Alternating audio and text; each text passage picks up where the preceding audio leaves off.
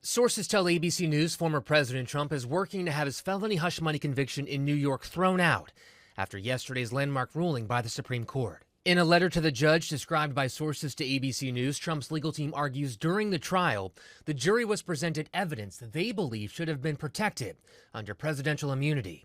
The defense is asking for Trump's sentencing on July 11th to be delayed so they can have more time to make their argument.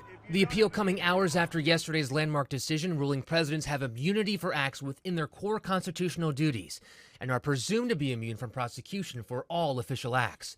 The ruling will most likely delay Trump's other legal cases, including his election interference case. Remember, two separate issues, the absolute immunity on parts of it, but the presumption of immunity on other parts. And when it comes to a presumption of immunity, you can overcome that.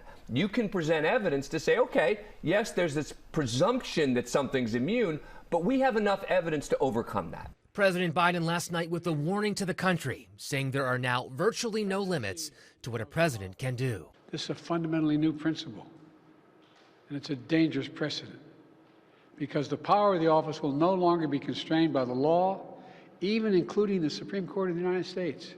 Trump's team tried to use the presidential immunity argument during the hush money trial to limit the evidence presented. That did not work. Now we have to see if that changes. Perry Russum, ABC News, Washington.